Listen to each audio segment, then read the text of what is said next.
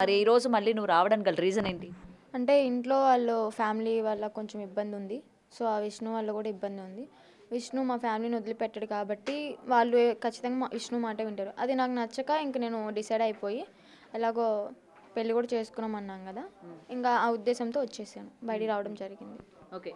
So నువ్వు అఘోరి పెళ్లి చేసుకున్నారు. అవును, చేసుకున్నాం. ఎప్పుడు చేసుకున్నారు? జాన్ 13 టెంపుల్ దగ్గర, అమ్మవారి టెంపుల్ దగ్గర చేసుకున్నాం, విజయవాడ. అప్పుడు నీతో పాటు మీ పేరెంట్స్ ఉన్నారా? లేదు, పేరెంట్స్ గోల్డ్ చైన్ తెచ్చినప్పుడు సెకండ్ టైం మ్యారేజ్ చేసుకున్నప్పుడు అమ్మ వాళ్ళ ముందే వేయడం జరిగింది తాళి. ఇప్పుడు ఒక ఆడపిల్లకి పెళ్ళి అన్నది ఎంత సెన్సిటివ్ మ్యాటరో అందరికీ తెలిసిందే. మరి తను వచ్చి నిన్ను పెళ్లి చేసుకుంటానని చెప్పడానికి నీ దగ్గర ఎటువంటి మాటలు చెప్పింది పెళ్ళికి ఒప్పించడానికి? మాటలేం చెప్పలేదు, తన జెన్యూనిటీ నాకు నచ్చింది. సో నేను తనకి నచ్చాను, ఇంకా ఇద్దరం ఓకే అనుకుని అన్నిటికీ ఓకే అనుకుని తెగించి పెళ్లి చేసుకున్నాం.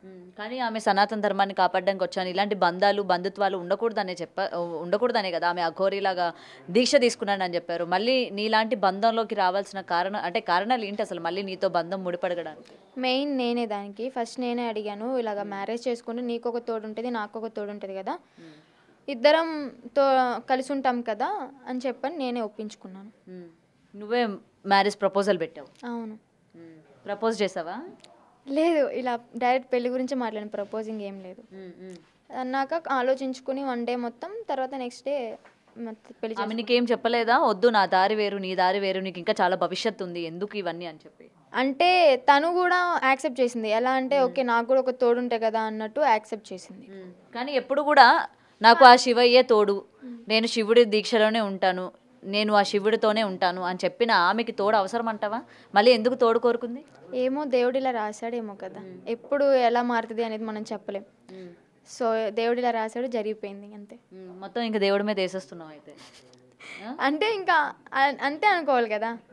ఇప్పుడు సమాజం ఒప్పుకోవట్లేదు, అలా అని చెప్పి విడిపోం కదా. సమాజం ఒప్పుకోదు, ఒక అబ్బాయితో వెళ్తానన్నా ఒప్పుకోదు. డెఫినెట్లీ నేను అదే చెప్తున్నా, ఒప్పుకోదు. కానీ మేము ఇష్టపడ్డాం కాబట్టి మేము కలిసి ఉంటాం, ఎవరేం అడ్డు చెప్పినా కానీ మేము కలిసి ఉంటాం. సరైన ఇల్లు లేదు, సంపాదన లేదు, ఏమీ లేదు, ఏం నమ్మి నువ్వు వెళ్తానంటున్నావు? ఎక్కడ ఉంటావు ఏంటి? వాళ్ళ అమ్మ నాన్నకే సరైన ఇల్లు లేదు అక్కడ మనం చూసుకుంటే, నువ్వు వెళ్ళి ఎక్కడ ఉంటావు?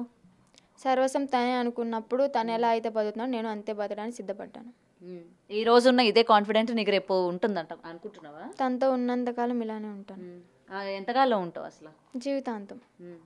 ఇవాళ అందరు సాక్షిగా పెళ్లిళ్ళు చేసుకున్న వాళ్ళే 2-3 రోజులు 2 సంవత్సరాలు కూడా ఉండలేకపోతున్నారు. జీవితాంతం నువ్వు ఎలా ఉండగలుగుతున్నావు? మేము అందరు సాక్షిగా పెళ్లి చేసుకోలేదుగా, మా మనసులు కలిసినాయి కాబట్టి పెళ్లి చేసుకున్నాం. అంటే పెళ్లి చేసుకున్న వాళ్ళ మనసులు కలవకుండానే పెళ్లిళ్ళు చేసుకుంటున్నారా? అంటే కొన్ని ఇష్యూస్ వాళ్ళు అర్థం చేసుకునే దాన్ని బట్టి ఉంటాయి.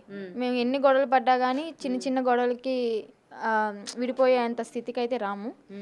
జీవితాంతం ఇంత షార్ట్ టైంలోని అంతలాగా ఎలా నమ్మేవమ్మా? మొత్తం కూడా అతనే నాకు ఇంకా అన్నట్టు మాట్లాడుతున్నావు.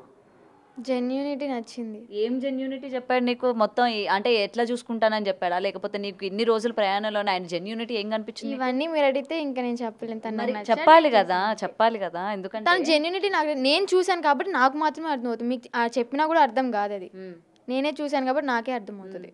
మాకెవ్వరికి కనబడని జెన్యూనిటీ, ముఖ్యంగా ప్రజలకి కనబడని జెన్యూనిటీ నీకెక్కడి నుంచి కనిపించింది? తనలో నుంచే కనిపించింది.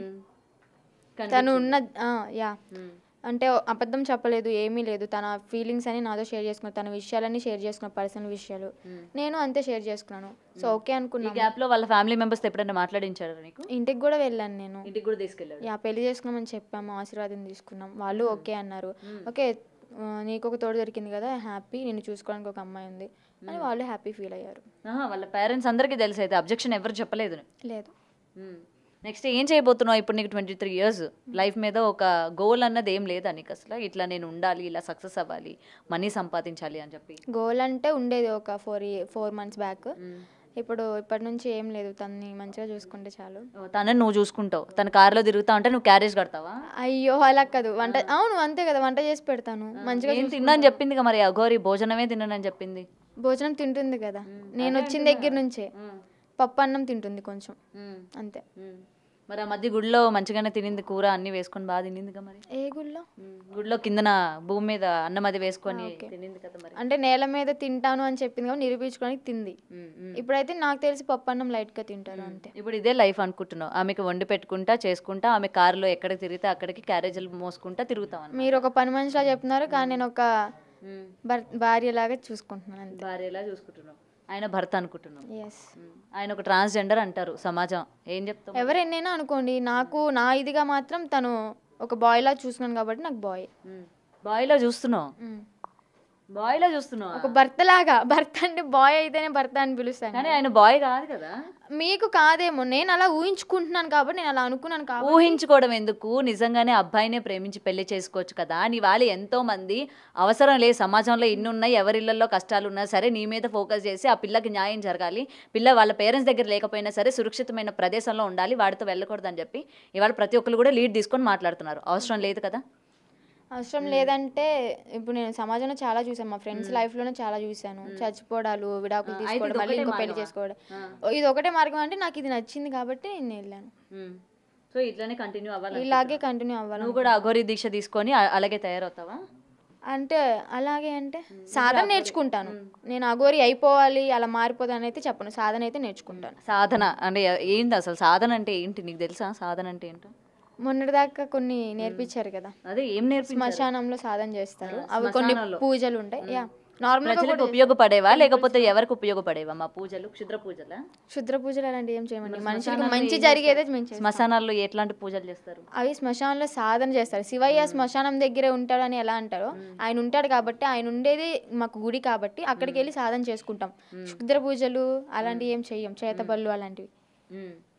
ఓకే, సో ఇవన్నీ చేస్తారంటారు. ఫైనల్గా అఘోరితోనే ఉంటానంటావు అయితే? ఎస్, ఫైనల్గా అఘోరితోనే ఉంటాం. ఓకే, సో నీ గురించి మాట్లాడే వాళ్ళకి ఏం చెప్తావు మరి? ఫైనల్గా నీ గురించి ఇట్లా జాగ్రత్త తీసుకొని అలా కుటుంబం దగ్గరికి పంపించండి అమ్మాయిని అని చెప్తున్న వాళ్ళకి ఏం చెప్తావు మరి ఫైనల్గా?